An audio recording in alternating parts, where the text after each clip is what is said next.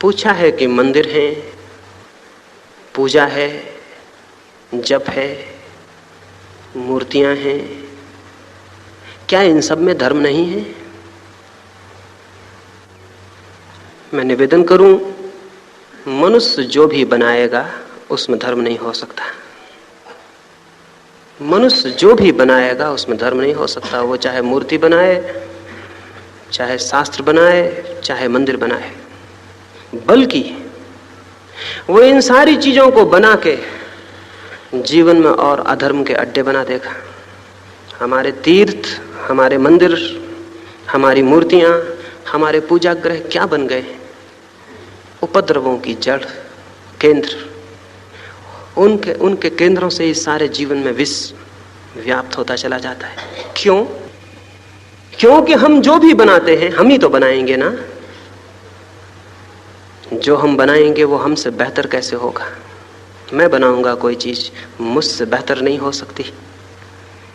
मंदिर बनाने वालों से मंदिर बेहतर नहीं हो सकता। कैसे होगा?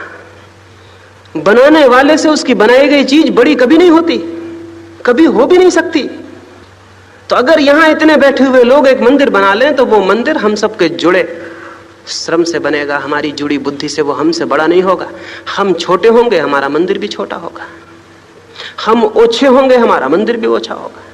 और हम जो भगवान की मूर्ति बनाएंगे हम ही तो बनाएंगे ना। वो मूर्ति हमसे बेहतर नहीं हो सकती, हमसे बदतर होगी। आदमी ने जो कुछ बनाया है वो आदमी से छोटा होगा, है। और उसके परिणाम हमारे सामने। उसके परिणाम ये हुए हैं कि हमारे मंदिर और मस्जिद हमें भगवान से जोड़े, ये तो दूर, उन्होंने हमें आदमी को आदमी से जरूर तोड़ दिया है। और जो चीज आदमी को आदमी से तोड़ देती हो, क्या आप सोचते हैं वो आदमी को परमात्मा से जोड़ सकेगी? क्या ये संभव है? पड़ोसी से जिसने तोड़ दिया हो वो परमात्मा से जोड़ सकेगी? एक रात एक चर्च में एक नीग्रो ने आके दरवाजा खटखटाया। पादरी ने दरवाजा खोला और देखा कि कोई काला आदमी है। काले आदमी के लिए तो उस चर्च में प्रवेश का कोई इंतजाम न था। वो सफेद चमड़ी के लोगों का चर्च था, उसमें काली चमड़ी के लोगों के लिए कोई जगह ना थी। आज तक एक भी ऐसा मंदिर नहीं बन सका जिसमें सबके लिए जगह हो। किसी के लिए है, किसी के लिए नहीं है। उस चर्च में भी नहीं थी। लेकिन पादरी ने, जमाना बदल गया है, पुराना जमाना होता तो धक्के निकलवा के बाहर करवा देता है कि शूद्र यहां कहां चला आया। लेकिन जमाना बदल गया है। लोकतंत्र की हवाओं ने सारी दुनिया का दिमाग खराब कर दिया है। कहीं भगाए, कहीं उपद्रव खड़ा हो जाए, इसलिए उसने होशियारी की। उसने उस काले आदमी को कहा, मेरे मित्र, मंदिर का द्वार तो खोल दूं, लेकिन किस लिए भीतर आना चाहते हो? उस आदमी ने कहा, इसलिए ताकि मैं परमात्मा को पा सकूं। तो उस पादरी ने कहा, इसके पहले कि तुम परमात्मा को पाने की कोशिश करो, जाओ अपने मन को शुद्ध करो, चित्त को निर्मल बनाओ, मन से विकार दूर करो, तब आना। ऐसे कहीं भगवान मुफ्त में मिलता है? वो नीग्रो वापस लौट गया। सीधा आदमी होगा। अगर सीधा ना होता तो चर्च में जाता ही क्यों? अगर सीधा ना होता तो परमात्मा का खोज ही उसके मन में क्यों पैदा होती? सीधा था, बोला भाला होगा, इसकी बात मान लिया और वापस लौट गया। महीने 2 महीने बीत गए। वो पादरी सोचता था शायद फिर कभी आए, लेकिन नहीं आया। काम कर गई, न होगा चित्त शुद्ध, न आएगा वापस। लेकिन एक दिन रास्ते पर उसे देखा तो वो बड़ा शांत चला जा रहा था। उसकी आंखों में भी बड़ी शांति मालूम पड़ती थी, उसके चेहरे पर भी बड़ा प्रकाश दिखता था। तो उस पादरी ने उसे रोका और कहा कि सुनो, आए नहीं दोबारा? उसने कहा, मैं तो आता, लेकिन एक बाधा आ गई। क्या बाधा आ गई? उसने कहा कि मैं निरंतर प्रार्थना में, शांति में, मौन में रहने लगा ताकि चित्त शुद्ध हो जाए। अपने विकारों को विसर्जित करने लगा। कोई 2 महीने बीतने पर एक रात मुझे सपने में भगवान ने दर्शन दिए और उन्होंने मुझसे पूछा कि इतनी तपस्या, इतनी साधना किस लिए कर रहा है? तो मैंने कहा कि वो जो चर्च है हमारे गांव में, मैं उसमें प्रवेश करना चाहता हूं ताकि आपके दर्शन कर सकूं। तो भगवान ने मुझसे कहा, तू बिल्कुल पागल है, ये काम छोड़ दे, ये काम बिल्कुल असंभव है। मैं खुद 10 साल से कोशिश कर रहा हूं, वो पादरी मुझे चर्च में घुसने नहीं देता। तो 10 साल से मैं खुद कोशिश कर करके हार गया हूं। तू गरीब नीग्रो, तुझे कौन घुसने देगा? मुझे भी वो घुसने नहीं देता है, बाहर से लौटा देता है कि हटो, यहां तुम्हारे लिए कोई जगह नहीं है। ये उस सपने में भगवान ने उस नीग्रो को कहा। भगवान ने अतिशयोक्ति नहीं की। शायद डर के कारण 10 वर्ष कहे कहीं नीग्रो घबरा ना जाए, लेकिन मुझसे भी मेरे सपने में उस भगवान ने कहा कि 10 वर्ष नहीं, मैं 10,000 साल से कोशिश कर रहा हूं। और उस चर्च में नहीं, किसी चर्च में और किसी मंदिर में मुझे आज तक नहीं घुसने दिया गया, क्योंकि पादरी पुरोहित दरवाजे पे रोक देते हैं, अंदर मत आना।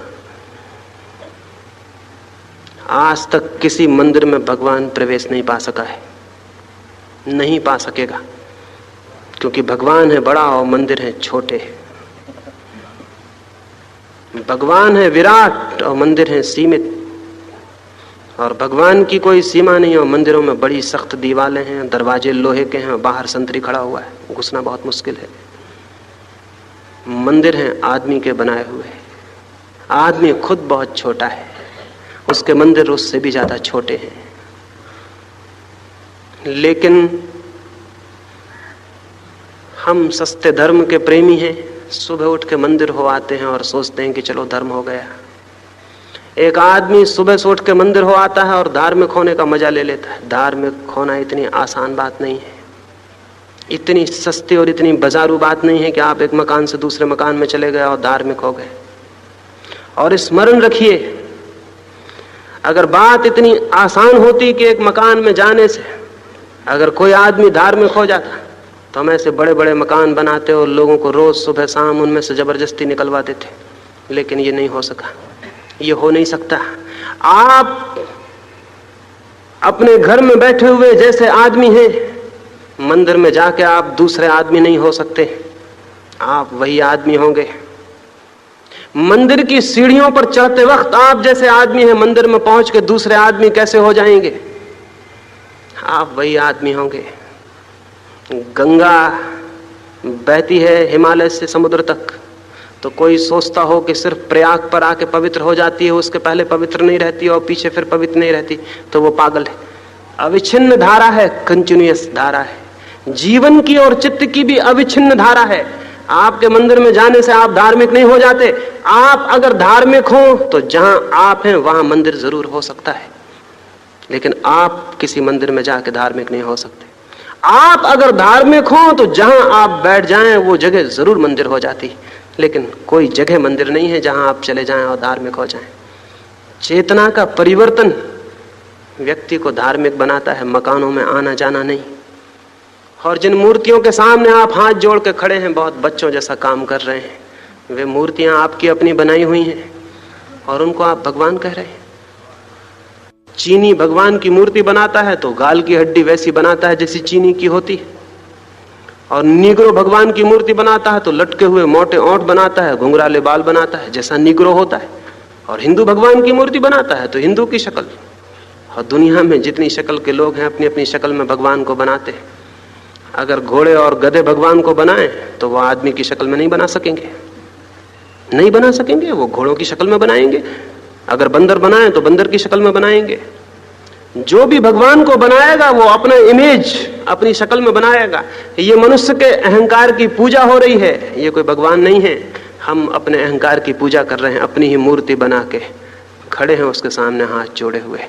ये सारी मूर्तियां मनुष्यों की अपनी मूर्तियां हैं और इनकी पूजा को हम कहते हैं कि भगवान की पूजा।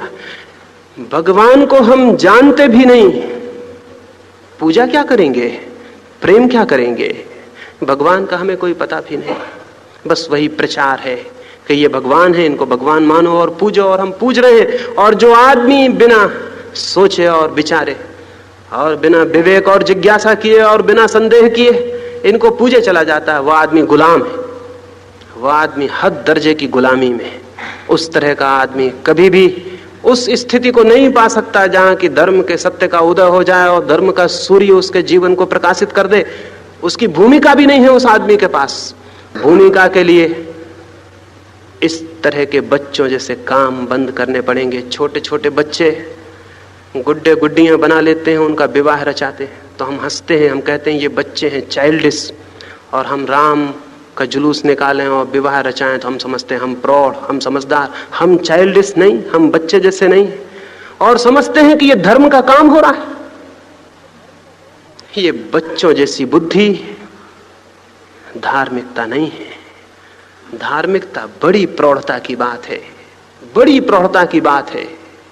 और उस प्रौढ़ता के लिए एक सूत्र स्मरण रखें, जो भी मनुष्य का बनाया हुआ है वो कभी उस तक नहीं ले जा सकेगा जो कि किसी का भी बनाया हुआ नहीं है। असृष्ट है परमात्मा, उसकी कोई सृष्टि नहीं, उसे किसी ने बनाया नहीं।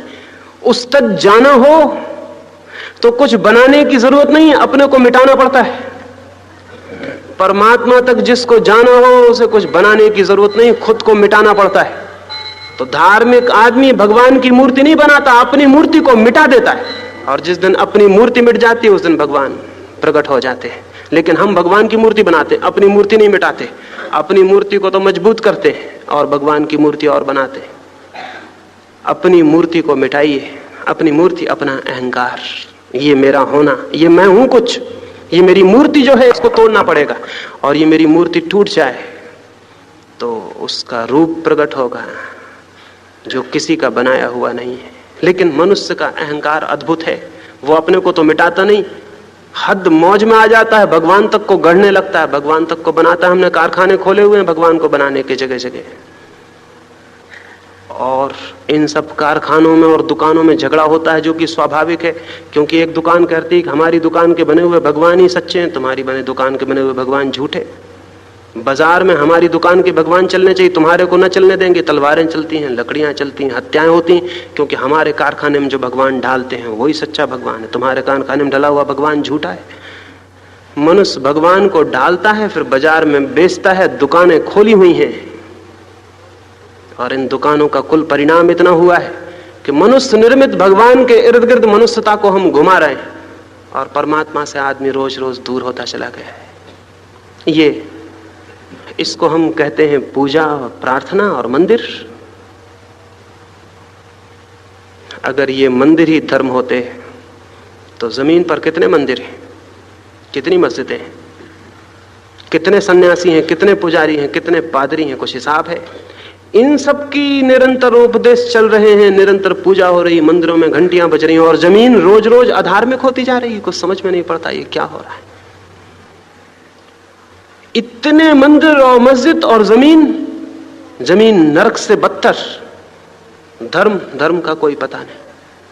ये क्या मामला है? अगर कोई मुझसे कहे कि मेरे घर में बहुत गुलाब के फूल लगे, बहुत चमेली के फूल आए, बहुत मेरे घर में सुगंध फूलों की भर गई, और वहां जाके हम पाएं कि दुर्गंध ही दुर्गंध है और एक फूल नजर ना आए, तो क्या ख्याल पैदा होगा? ख्याल पैदा होगा कि इस आदमी ने कागज के फूलों को शायद असली फूल समझ लिया है। इसलिए तो कहता है फूल बहुत है मेरे घर में लेकिन न सुगंध आती, न फूलों की हवाओं में कोई सुगंध के तार उड़ते, और न फूल, जीवंत फूल कहीं दर्शन में आते।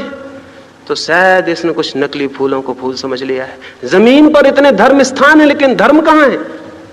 अगर धर्म की सुगंध नहीं है तो हमने शायद कागज के फूलों को असली फूल समझ लिया है, शायद हमने मकानों को मंदिर समझ लिया है, और अपने हाथ की बनाई हुई मूर्तियों को परमात्मा समझ लिया है। नहीं तो जीवन कुछ से कुछ होता, कुछ और होता, कुछ और बात होती। तो मैं ये निवेदन करना चाहता हूं, मनुष्य जिस मंदिर को बनाएगा वो मंदिर परमात्मा का नहीं हो सकता। हाँ, अगर मनुष्य अपने को मिटा ले तो उसका हृदय परमात्मा का मंदिर जरूर बन जाता है। लेकिन कोई मिट्टी की दीवार, कोई ईंटें परमात्मा के मंदिर को नहीं बनाती। हृदय जरूर परमात्मा का मंदिर बना सकता है, और वही हृदय परमात्मा का मंदिर बना सकता है जो अपने को मिटा ले। रविंद्रनाथ एक रात एक बजरे में थे, एक नाव पर थे, पूर्णिमा की रात थी, एक मोमबत्ती को जला के किताब को पढ़ते थे। रात आधी हो गई और तब थक गए वो। उन्होंने किताब बंद की, मोमबत्ती फूंक के बुझाई, बुझाते से हैरान हो गए, उठ के खड़े हो गए और नाचने लगे। क्या हो गया उनको? मोमबत्ती बुझाई, बुझते ही खड़े हो गए, नाचने लगे, बाहर निकल आए बजरे के और आकाश की तरफ हाथ जोड़कर क्षमा मांगने लगे। उनका एक मित्र भी था, उसने कहा ये क्या करते हैं, पागल हो गए हैं? उन्होंने कहा पागल नहीं हुआ, आज एक अद्भुत सत्य का मुझे बोध हुआ जिसे मैं आज तक नहीं जाना था। एक छोटी सी मोमबत्ती को जला रहा था, तो मोमबत्ती का टिमटिमाता पीला सा प्रकाश भरा हुआ था, धुआं भर गया था और चांद भीतर नहीं आ रहा था। मोमबत्ती फूंक के बुझाई कि बजरे के द्वार से, खिड़की से, रंध रंध से चांद की अद्भुत रोशनी भीतर भर गई, सारा बजरा आलोकित हो गया। तो रविन्द्रनाथ ने कहा, आज मुझे एक अद्भुत अद्भुत सत्य का दर्शन हुआ है। एक छोटी सी मोमबत्ती मेरी जलाई हुई धुआं फेंकती थी, पीला प्रकाश फेंकती थी, और मेरी जलाई हुई छोटी सी मोमबत्ती परमात्मा के जलाए हुए चांद को बाहर रोके रही, भीतर ना आने दिया।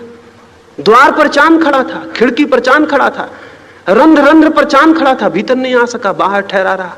एक छोटी सी मोमबत्ती ने बाधा दे दी और मैंने मोमबत्ती बुझाई और चांद भीतर भर गया और सारा अद्भुत आलोक सारे बजरे को छा लिया, सारे बजरे को डुबा दिया। तो आज मैंने जाना कि जब तक मेरे भीतर भी मेरे अहंकार की छोटी सी मोमबत्ती जलती है, तब तक परमात्मा का प्रकाश भीतर नहीं जा सकेगा। तो जब मैं अपने भीतर की मोमबत्ती को बुझा दूंगा, उसी दिन उसका प्रकाश भीतर आ जाएगा। वो तो द्वार द्वार पर खड़ा प्रतीक्षा करता है, वो तो जगह जगह प्रतीक्षा करता है। लेकिन जब तक हम अपने पर, अपनी मोमबत्ती पर, अपने अहंकार पर ही पकड़े हुए ठहरे रहते हैं, तब तक उसे आने का कोई कारण नहीं है। तो ये जो मनुष्य जो बनाता है, उससे नहीं धर्म का संबंध, क्योंकि मनुष्य जो भी बनाएगा उसका हर बनाया हुआ काम उसके अहंकार को और मजबूत कर देता है। एक मंदिर बना के देखें, फिर आपका अहंकार और मजबूत हो जाता है कि मैंने मंदिर बनाया। फिर आप मंदिर के ऊपर एक तख्ती लगा के अपना नाम टांग देते हैं कि मैंने मंदिर बनाया, और ये पत्थर लगा रहा है हजारों साल तक ताकि लोग जानें कि किसने ये मंदिर बनाया था। कभी छोटा सा धार्मिक काम करके देखें, फिर देखें रीढ़ कैसी ऊंची हो जाती, अहंकार कैसा मजबूत हो जाता है कि मैंने ये किया, मैंने यज्ञ किया, मैंने मंदिर बनाए, मैंने इतना इतना धर्म का कार्य किया। ये हमारे अहंकार को और मजबूत कर जाते हैं। इससे कोई परमात्मा के निकट नहीं पहुंचता। ये मैं मिट जाए, टूट जाए, मनुष्य की प्रतिमा तोड़नी है, वो टूट जाए तो कोई और उतरता है और जीवन को बदल देता है। इस संबंध में मैं अंतिम दिन बात करूंगा, शून्यता के संबंध में, तब इस पर पूरी चर्चा आपसे कर सकूंगा कि मनुष्य के भीतर का अहंकार कैसे टूट जाए।